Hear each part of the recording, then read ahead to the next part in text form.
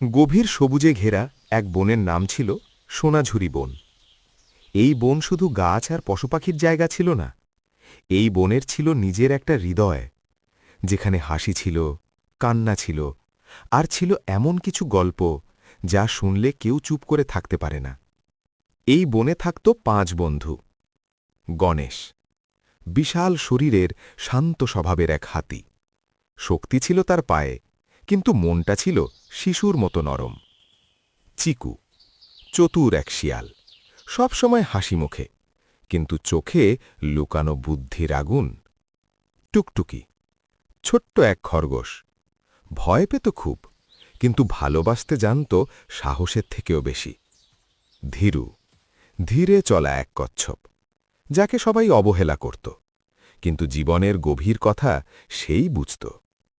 আর বাবলু, দুষ্টু এক বানর, কথা বেশি, কিন্তু বিপদে সবার আগে এগিয়ে যেত। সেই রাতেই সব বদলে গেল। আজকে কে আমার সঙ্গে দৌড়াবে? কেউ আছিস সাহসী? ওরে বাবা, আবুল ভাই আসতে পড়ে যাবে তো। হ্যাঁ, ভয় পেয়েছিস নাকি? না না, আমি দৌড়াই না, আমি শুধু টুকটুকি।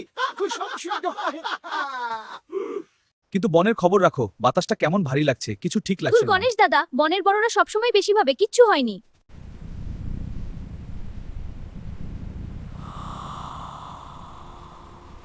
গণেশ দাদা, আমাদের বোনটা কি মারা যাচ্ছে? কাঁদিস না টুকটুকি, তবে মনে হচ্ছে কিছু একটা ভয়ঙ্কর আসছে। যে বন নিজের হৃদয়ের কথা শোনে না, সে বন বাঁচে না। আমাদের শিকড় বিপদে আছে।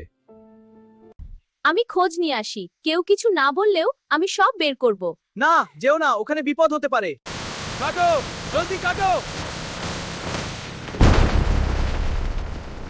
সর্বনাশ, ওরা তো সব শেষ করে দিচ্ছে, আমরা তো শেষ। ভয় নয় বাবলু, এখন বুদ্ধির খেলা খেলতে হবে। বাবলু ভাই কোথায়? ও কি আর ফিরবে না? ওরা আমাদের বন ধ্বংস করবে, বিশাল সব মেশিন এনেছে। আর হবে না, এবার আমরা লড়ব। শুধু শক্তি দিয়ে নয়, বুদ্ধি দিয়ে লড়তে হবে। আমি পথ দেখাব, তোমরা তৈরি থেকো। আমি ভয় পেলেও পালাবো না। বেরিয়ে যাও আমার বন থেকে। ওরে বাবা, পালাও, হাতি খেপেছে। ধর তো দেখি।